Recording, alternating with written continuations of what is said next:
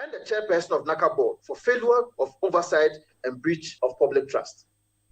Still on the Citi Prime News, Metro Mass Transit reduces intercity services to release more buses for intracity operations in Accra. Meanwhile, Citi News Checks reveals stranded passengers at peak hours as many struggle on their morning and evening commute. I came to the roadside around 6 something. I'm still here without car. People are struggling, fighting to get a vehicle. So the challenges here is too much. And later on the Citi Prime News, St. Olive's School of Grammar in Dodowa shut down after Citi News exposed the condition of a young girl facing amputation after house mistress allegedly immersed her legs in hot water as treatment for a suspected fungal infection. It was yesterday through the interview that we got to know that they have temporarily closed the school. So we even told them that they couldn't have closed the school without our knowledge. All that and more coming up on this edition of the Citi Prime News, which is also live in the Western region on Beach 105.5 FM and Sky Power 93.5 FM, both in Takrady. In the Bono region, the Citi Prime News is on J-Live 95.5 FM in Sunyai. In the Ashanti region, we're on Focus 94.3 FM in Kumasi and Orange 107.9 FM also in Kumasi. In the Volta region, we're on Revival 99.3 FM in Tajevu. Citi Prime News at 12 midday. Update you on all the running stories and connect you to the newsmakers. Grateful to you this afternoon. I'm Charles Osukumi. Let's now settle for the details of the bulletin, and we begin from the central region where nearly 10 men armed to the teeth stormed the Akuti Health Center at Asen Wurakese in the Asen Fosu municipality, attacking a patient receiving treatment for machete wounds. The assault resulted from an earlier altercation involving the victim. Health workers say the incident has left staff in fear, with some threatening to abandon their posts. Let's now go live to the central region. Our correspondent, Akwesi Ado, is joining us via telephone. Good afternoon to you, Akwesi. What more can you tell us about this development story? Okay, thank you very much, Charles, for having me. So, as I speak with you now, calm has been restored in the community. And then the staff of the Akuti Health Center in Asen Wurakese in the Asen Central Municipality of the Central Region have resumed their routine duties following an intervention by the Municipal Health Director and then the Asen Fosu District Police Commander, who assured them that they would do everything within their might to protect health workers in the Akuti Health Facility. Now, what brought us to this point is that on Sunday, January 10, 2026, in the afternoon, one person identified as Daniel arrived at the facility with a very deep machete wound on his arm. And we are told, reportedly, that he sustained the wounds as a result of a scuffle that broke out between him and the couple. So a few minutes after he arrived and then undergoing treatment, another victim, also identified as Yao Buabeng, arrived with head and hand injuries, and he was bleeding profusely.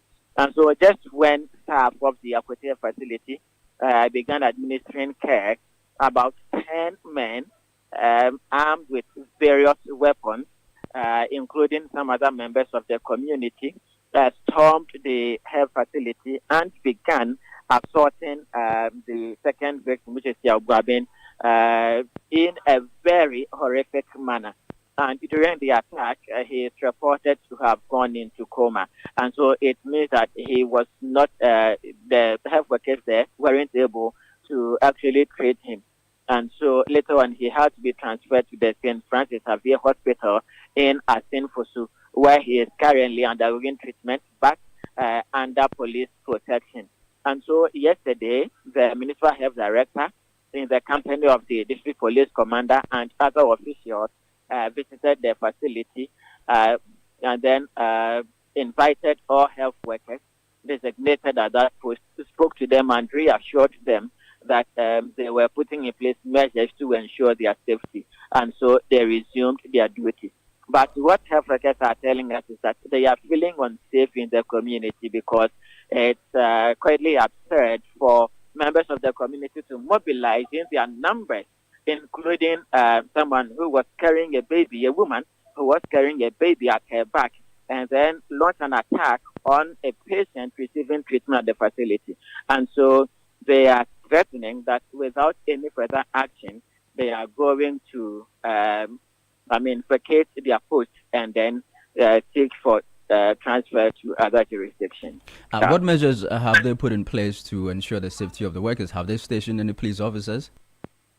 So what we do know that as of yesterday, when the district police commander and then the municipal health director visited the facility, they left a couple of police officers to ensure the safety of the health workers there. But we do not know whether that is going to be an intervention that would last for quite a number of days, or whether the officers will be withdrawn anytime soon. And we do also know that the police say that they are conducting investigations into the primary cause of this whole incident, and then they have pledged to arrest the perpetrators who committed this dastardly act.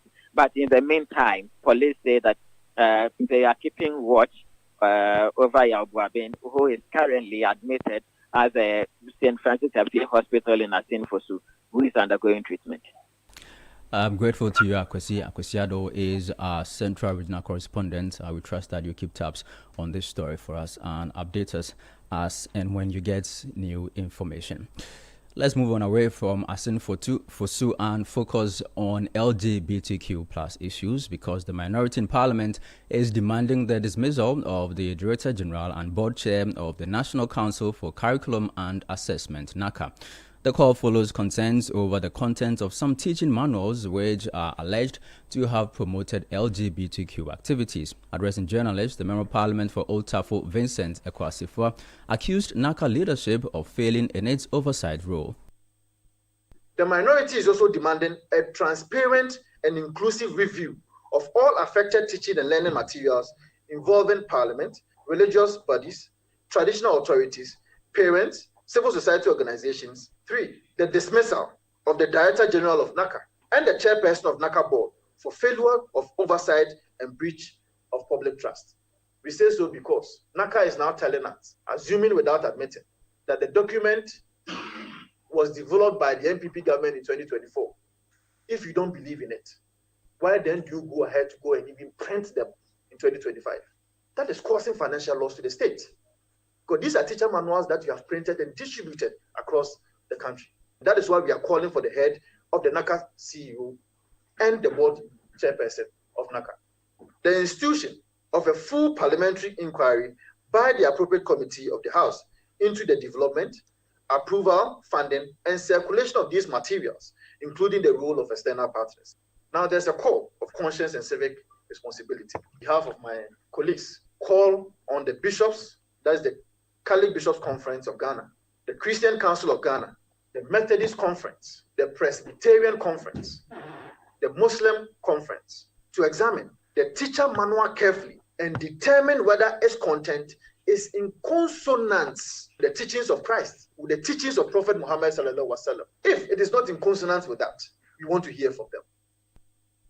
Now, the Minority Caucus is also refuting claims that contents of the teaching manual, which includes gender identity, originated from the previous government. The definitions of sexuality, sexual orientation, gender expression, and sexual rights found in the current elective teacher manual are new insertions, not legacy content. So if anybody tells you that they are legacy content, they are lying to you. Any claim that these concepts are long-standing within Ghana's physical education and health curriculum is therefore factually incorrect and intellectually dishonest. The documentary record does not support it. What has occurred is not continuity. It is a clear curricular departure. When the NDC was in opposition, matters relating to sexuality, LGBTQ advocacy, and family values were elevated to urgent matters of national importance. Leading party figures publicly stated that failure to pass the Human Sexual Rights and Family Values Bill amounted to endorsement of homosexuality. Parliament was urged to act decisively and without delay. Today that the NDC controls the executive, commands majority in parliament, the media should help us to ask them, where is that political will? Yet, the agency previously demanded has vanished. You heard the Member of Parliament for Old Tafo, Vincent Eko Asifwa. Well, let's stay with this subject because the National Association of Graduate Teachers, NAGRAT, is urging NACA to ensure that teaching manuals reflect the country's core values and norms regardless of any external influences. NAGRAT President Jacob Anaba says education materials must align with Ghanaian cultural standards. The very core, the very values, the very norms of our country, and those ones cannot change with certain influence. It has to come from ourselves. It shouldn't come from external influence. It is when we ourselves have decided that we want to change our norms and our values, then we'll do it. We will not wait for someone to come and influence us to change our values and our norms. We do not know why it should appear there because as a nation we have kicked against it. So we have asked NACA to investigate and ensure that the culprits are brought to book because they claim they were not aware of it. So we need to know the source and whosoever is behind this. This is going to destroy our cultural identity as Ghanaians. Voice of the President of the National Association of Graduate Teachers, NAGRAT, Jacob Anaba. Meanwhile, the government has rejected claims by Asin South Member of Parliament Reverend John Ntim Fodjo that the Mahama administration is promoting LGBTQ activities in schools. Reverend Fodjo raised concerns about the contents of some teaching manuals which he claimed promoted LGBTQ activities. Responding to the allegations, the Minister for Government Communications, Felix Kwachiofosu, dismissed the claims, describing them as false and misleading. Even before Reverend Ntim Fodjo went out to make these claims, the NACA itself had withdrawn about 700 or so copies of the manual. It is a manual. It's an instruction manual to teachers of physical education and health in senior high schools. I think there's just one line about the description of gender, which proved problematic and offensive to the sensibilities of the people of Ghana. That has subsequently been withdrawn. Indeed, I have been sent a copy of the approved manual by NACA, and it does not contain the offending words. So that matter has been addressed. Government certainly is not about to promote anything that is at variance with Ghanaian culture. So whereas we welcome scrutiny, it's important that such claims are toned down on. Overzealous salatalism, it is not something that we should encourage. It is not necessary to attempt to put what is not there in place. You heard the Minister in charge of Government Communications, Felix Kwachiofosu. You are listening to the Citi Prime News on 97.3 Citi FM. We're broadcasting from Accra. The news is also live in the northern region on Radio Bimbila 91.9 FM. In the Upper East region, we're on PO 100.5 FM in Avrongo and Boga 102.7 FM in Bogatanga. In Upper West, we're on Tunsung 97.3 FM in Wa and Drapa 96.1 FM. Still ahead in the bulletin, Metro Mass Transit reduces intercity services to release more buses for intra-city operations in Accra. Meanwhile, checks here at Citi News reveals stranded passengers at peak hours as many struggle on their morning and evening commute. Stay with us. We have details in a bit. Citi Prime News at 12 midday. Update you on all the running stories and connect you to the newsmakers. We are officially sold out. 10 years of memories, 10 years of adventure, 10 years of culture and crazy good vibes. This March, we're turning it all the way up from the 1st to the 8th of March 2026. 8 days, 14 regions, one legendary caravan. Rolling out from Greater Accra through Eastern and OT, up north to the Northern and Upper East, and all the way to the Western region, hitting iconic destinations across Ghana. Expect non-stop fun, breathtaking views, deep cultural immersion and unforgettable moments. This is more than a trip. It's culture in motion, adventure without limits. Pack your bags and get ready. 10 years of the Heritage Caravan, experiencing the sights and sounds of Ghana. You cannot miss this. The Heritage Caravan 2026 is powered by Channel 1 TV with support from Citi 97.3 FM. Terms and conditions apply. Heritage Caravan 2026, experience Ghana like never before.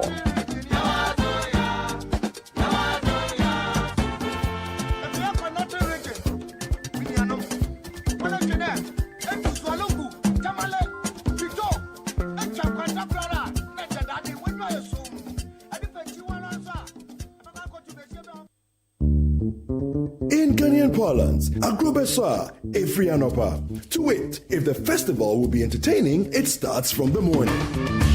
If 2026 will be amazing, it will very much depend on what we do in January. We bring you the Effective Living Series 2026 on 97.3 Citi FM with different weekly themes. Week 1, know where you want to go. Week 2, develop a plan to get there. Week 3, build capacity to get there. Week 4, take charge and soar. Tune in to 97.3 Citi FM to get a good head start on 2026. The Effective Living Series 2026 airs every weekday in January at 9:15 a.m. prompt, only on 97.3 Citi FM. The Effective Living Series is sponsored by Petra and Hallmark Freight and Consultancy Ghana Limited. Citi Prime News at 12 midday. Update you on all the running stories and connect you to the newsmakers. You're welcome back. This is the Citi Prime News on 97.3 Citi FM. I am Charles Owusukumi. Now, management of St. Olive's School of Grammar, formerly known as Happy Home School, has shut down the facility at Dodoa as the whereabouts of the proprietors remain unknown. The closure follows a Channel 1 News report exposing the condition of 8-year-old pupil Jalila Abdul Jalil, who suffered severe leg injuries after an alleged hot water treatment for a suspected fungal infection by a house mistress. Citi News' Fauzi Masaudu has more in this report.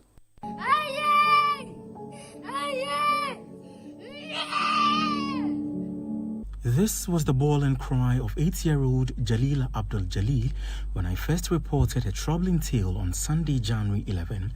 The primary two people of St. Olive's School of Grammar, formerly known as Happy Home School in Dodoa, remains in a critical condition. She has been diagnosed with a severe leg ulcer after her boarding house mistress allegedly immersed her legs into a bucket of hot water as treatment for a suspected fungal infection, despite the child's resistance. He forced me to put the leg in hot water, but I agreed that I will not put it in the water. The madam used the big cane and add through into it, used to whip me. And she told the grown-up ones to come and hold my leg in my hands. Greeted by dust and a rocky terrain, I visited the school on Wednesday to seek answers after several unsuccessful attempts to reach school authorities, but there was no one in sight. Again, efforts to reach the proprietress, Madame Veronica Vossa, proved futile.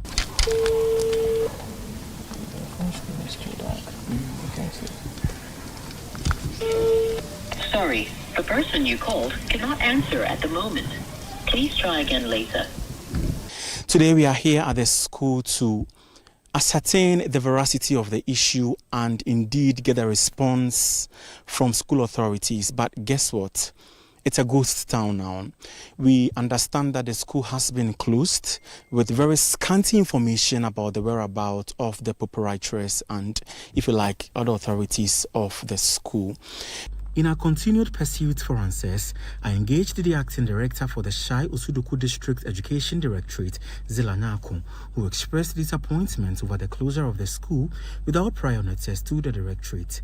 It was yesterday through the interview that we got to know that they have temporarily closed the school, which we as a district is not. So we even told them that they couldn't have closed the school without our knowledge.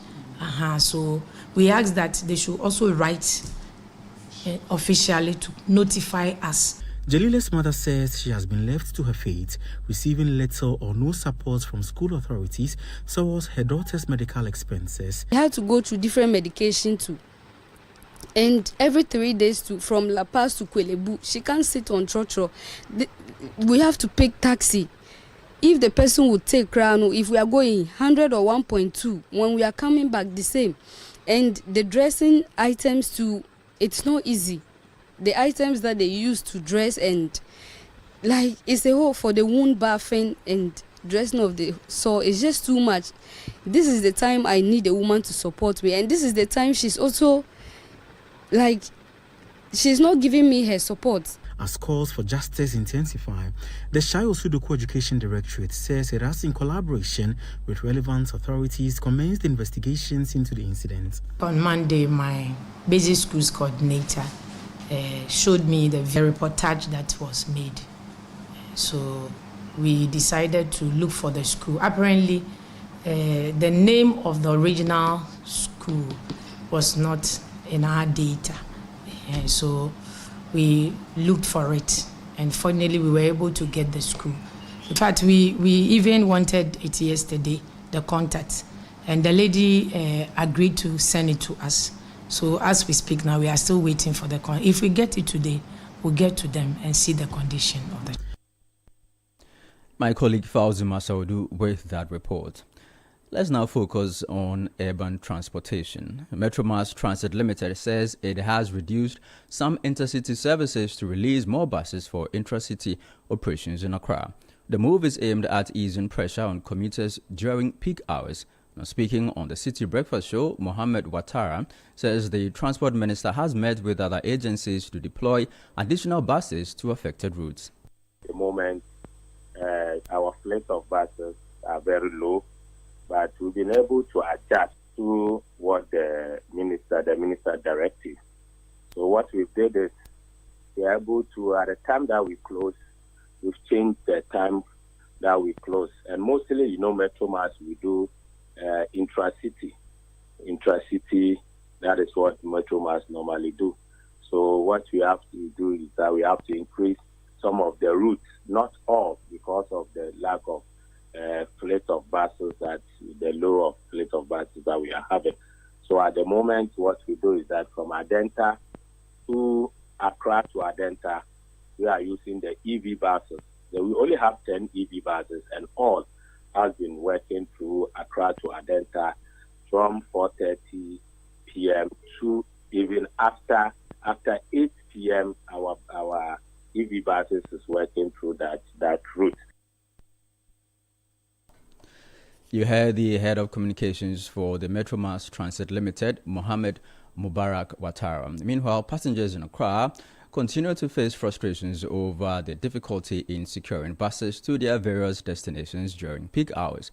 Many commuters say the situation has led to long waiting times and overcrowding, particularly during the morning and evening rush periods. I came to the roadside around 6 something. I'm still here without car. People are struggling, fighting to get a vehicle. So the challenges here is too much. It's not easy. There are people here. If you go to Nungwa, there are plenty of people, sea of people there looking for car. They don't get it. They don't find car. So the transport problem there, we have it. And many of the drivers, if they are going to 37, they will take to station here.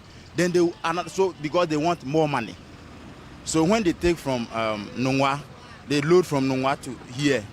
Then they will drop people here and take 37 people. So instead of paying 6 cities to 37, you end up paying maybe getting to 10 cities. Actually, 5 hours be this from here to Abubulosi. We didn't even get car right now. And people are suffering for here about car early in the morning. And traffic too is even how it is even worrying us is not easy. So I'm begging they should help us about the transport issue so that we can be getting it easier for Teshi Mobile here. You heard some commuters in Accra expressing frustration over transport difficulties. Let's now focus on the upcoming NPP parliamentary primary.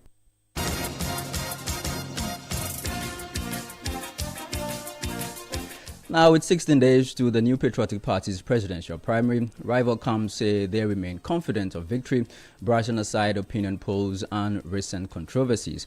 As campaigns draw to a close, the contenders are pledging a keen but fair contest for the flag bearer slot. The following report by Citi News' Samuel Akom highlights the mood within the various camps ahead of the primary. Just 16 days remaining until the New Patriotic Party's presidential primaries, the race is heating up as the various camps express unwavering confidence in their prospects. The election will see 5 candidates battle it out to be elected as the party's flag bearer.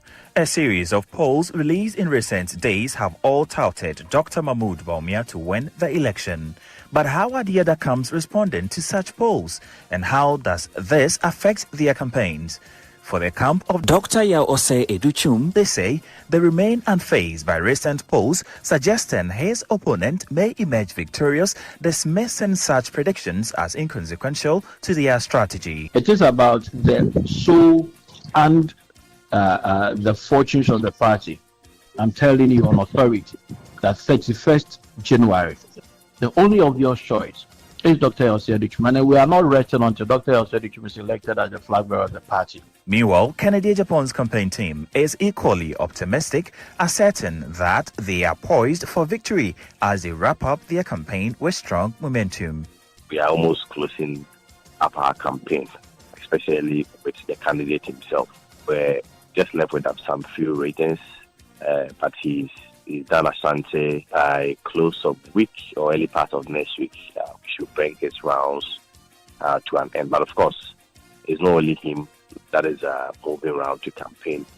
We are poised for victory. We are very confident that with the support that we are enjoying across all levels, especially from the grassroots, we are very convinced that on the 31st, Ken will come out victorious. Over the course of the campaign, some aspirants have claimed that presenting Dr. Mahmoud Bawumia again as the flag bearer would lead to a lost battle, arguing that he contributed to the economic hardships under the previous government. However, there has been a firm pushback from the Bawumia camp, which has refuted such allegations, emphasizing instead their hard work and dedication, which they believe will secure a win. The month, it is that singular policy that has helped. I mean, of course, they've expanded it and whatnot. That has helped maintain the stability of our economy. So the delegates of the party are very much aware of this. And so they are even more fortified than before in the decision they made in 2023 that no, they did not make a mistake. They backed the right candidate, and they are going to continue to repose that same trust in him come January 31st. For the Brian Achampon campaign, they maintain that they are not intimidated by polls suggesting victory for others, expressing confidence in the fact that Dr. Brian Achampon is the only candidate who has toured all constituencies and trusting that the grassroots will elect him as their candidate. Confident of victory. The message is clear. He is in to empower polling station officers. He is in to ensure that the party is resourced. He is in to ensure the MPP has the new face and the new energy to capture power in 2028. And that is what Brian brings on board. Adding to assurances of a smooth process, NPP National Organizer Henry Nana Boakye has pledged that the January 31st polls will be conducted in a free and fair manner, ensuring the integrity of the party's democratic exercise. From the indication we have received from the Presidential Elections Committee, so far they've done, as I said, nobody can rig this election. This is going to be free, fair, credible, transparent elections. As the campaign rounds off ahead of Election Day, who will become the flag bearer of the New Patriotic Party for the 2028 general elections? Time will tell. That report was filed by my colleague Samuel Akom. Make sure to stay with Citi FM and Channel 1 TV for everything NPP presidential election as the party prepares for that crucial January 31 primary. Well, that'll be all for this edition of the Citi Prime News, which has been live from our studio in Accra. For more news, log on to our website, citinewsroom.com. I am Charles Osukumi. Thank you for your time. Citi News, we speak first. Reach our hotline on 0302 224959 and get interactive on Facebook, Citi 97.3 FM, and on Twitter at Citi 973.